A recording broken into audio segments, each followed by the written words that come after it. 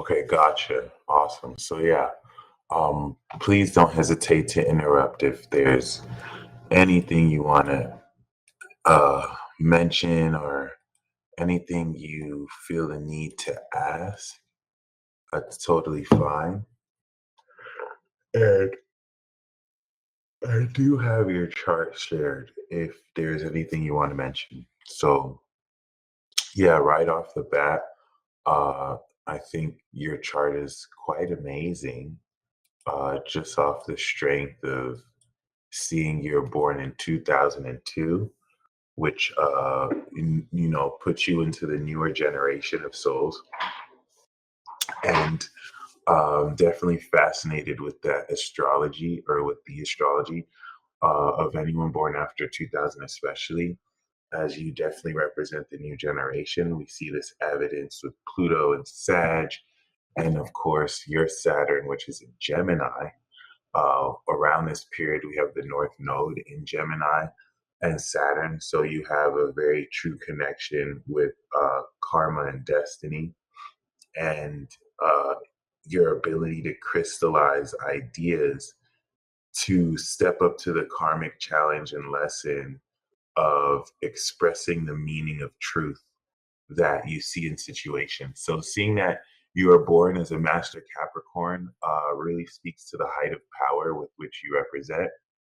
And yeah, I look forward to breaking this down. So a major feature of the next or the new generation has a lot to do with Uranus and Neptune in Aquarius, something that uh, me being born in 1990, we have in Capricorn.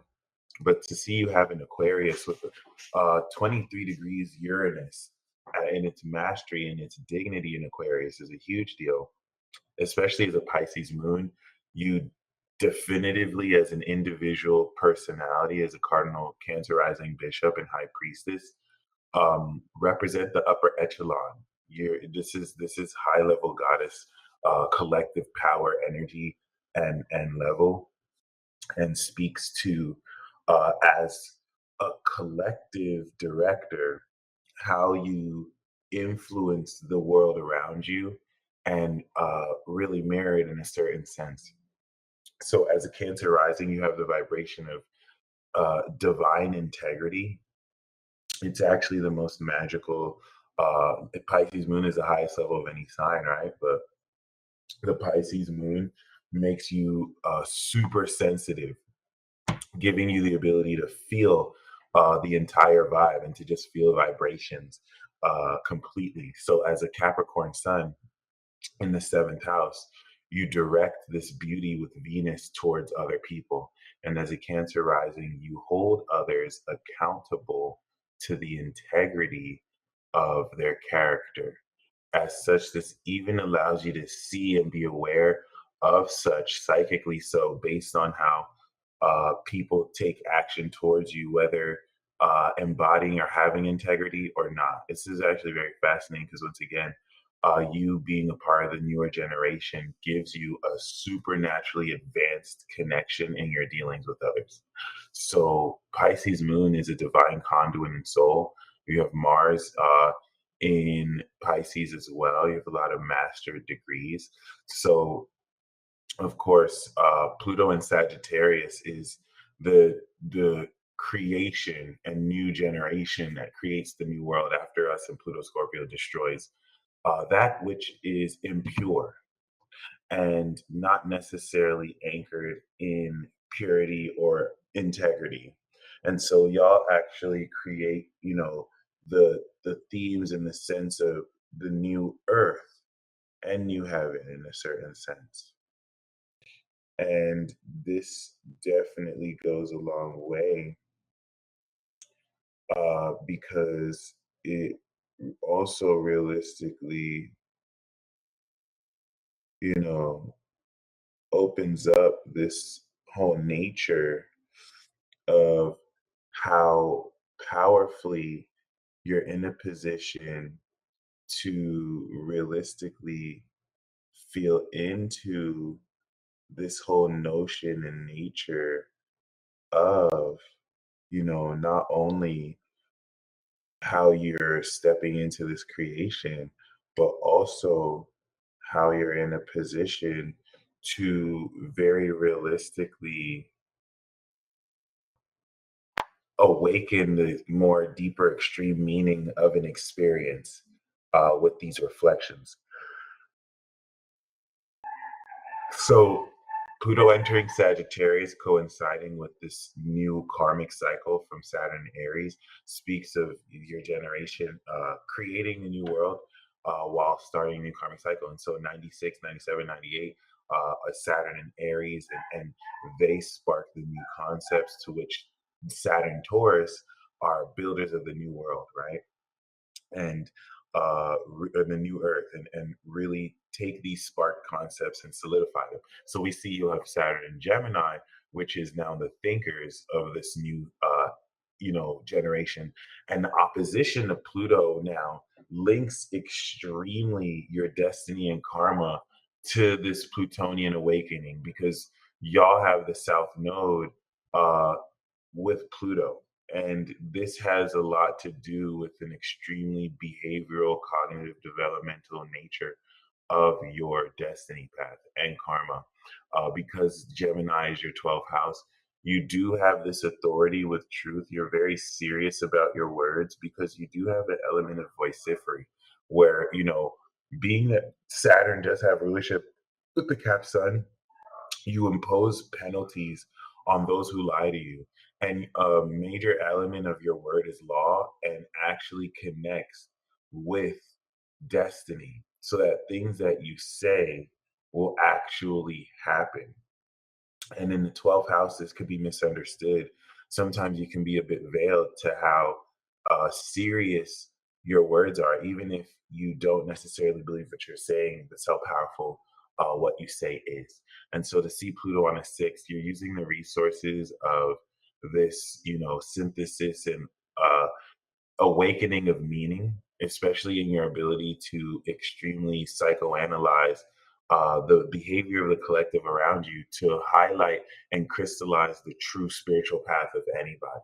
It could just be very misunderstood because may not always be agreed on, and the truth may trigger people or piss people off before it sets them free. So it's just quite an interesting dynamic with the moon in Pisces that influences this mutable nature of your soul. Because as a Pisces moon now, once again connected to the ninth, you feel very divinely and very, magically, the energy around you, especially in the eighth. This gives you a very metaphysical understanding of the intent and nature of who you're dealing with, and bringing to light the deeper meaning of how to take action with this. This trines Jupiter and Cancer. I have Jupiter and Cancer.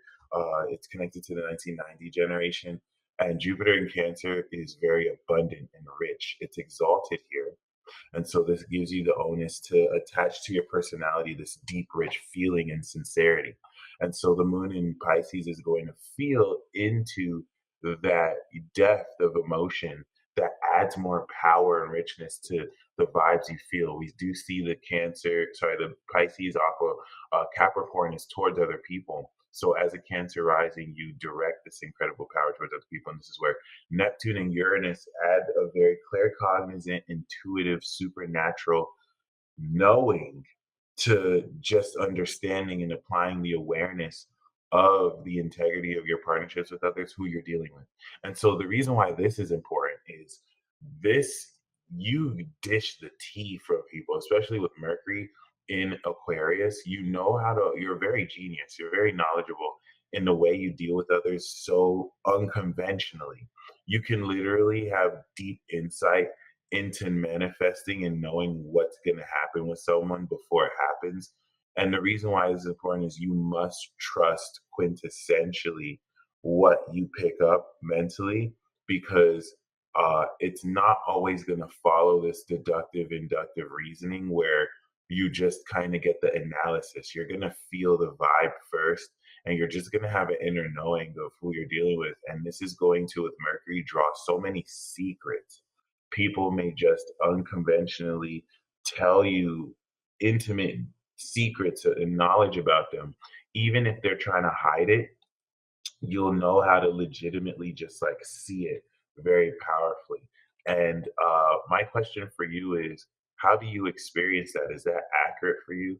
Um, what's your experience with that? I'm kind of interested because this is next level, and your ability to process this gives you such an extraordinary knowledge about who you're dealing with that this requires extraordinary boundary drawing, but also put you in a position to very, unconventionally transform your connections with others, but also, make sure you trust what you pick up.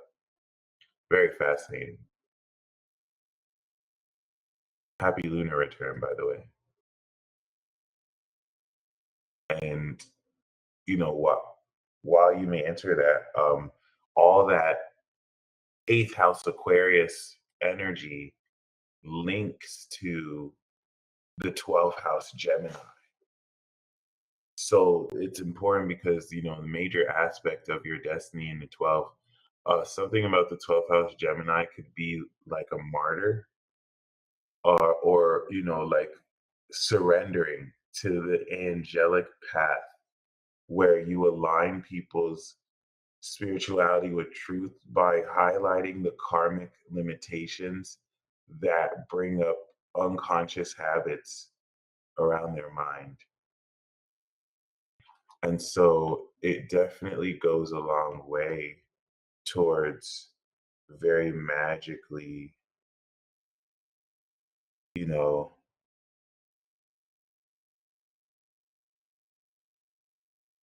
realizing how you just kind of understand the sacred truth, even if it's hidden.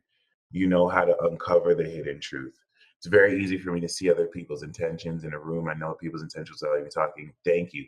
And you use that to cater their personality, which is very amazing, especially once again, since all of this is in the seventh house, right? So, like, the relationship around how you really trust and see this, we want to remember you're in the seventh house, so you really do see the other person. And I love Venus here too, because Venus on the sun adds so much incredible beauty to the expression of your spirit. You're very serious when it comes to love and when it comes to expressing your heart. And so this is going to be on the forefront of how you filter your relationships with other people. But there's just this very unconventional, supernatural, level of intuition that goes into how you personally deal with other people and kind of synthesize that knowledge too. And you want to see it as your mind being able to process very unconventionally the metaphysical knowledge. Because now with the moon in Pisces, you're also feeling the the higher level of the vibration of the character you see. And so not only do you at a very knowledgeable level see their intentions, but you also feel them too. You feel that vibe. And that's what brings me to Mars and Pisces, because Mars and Pisces at such a high level here speaks to a mastery of action with your imagination, being able to imagineer and feel the end result as if it's already happened, and your willingness to, in the ninth house, form your philosophy based off of how you tap into this vibe. I like how we have Moon Mars and Sun Venus. So like you activate that heart awareness and then you take action deeply within your soul. It's just once again, a lot of this is very, um abstract, indirect. It's not necessarily in a traditional way, but it's still very magical. I think it's still very powerful. And it really speaks to, at a soul level, how you can feel the actions to take. Now, interestingly enough, that square to Gemini is going to frustrate how realistically you sometimes may, you sometimes may clash with what you feel because of the Saturn. Saturn in Gemini could be very inhibitive, and maybe you could be very harsh on yourself if you're feeling into the mindset of other people negatively, which you want to make sure you go to great lengths to not identify with more than you should, as it truly isn't really a reflection of you as much as maybe a reaction towards you, which is definitely important to establish uh, quite, you know, uh, importantly and interestingly. So, yeah, it definitely connects really well with how do I say, ooh, it definitely connects really well with this whole nature of um, how you direct action in Capricorn, and that grounded nature of your heart is imaginatively acted on in Pisces, which now abstractively uh, leads forward with your imagination. And once again, you just want to make sure that the square to Saturn doesn't inhibit what you feel because of a logical need to make practical sense or logical sense, because once again, this could also be being very impatient with this more sensitive aspect of your soul too, instead of just allowing it to feel and not really have a reason to feel what it feels like. So once again, something to keep in mind. Did you have any questions at all so far?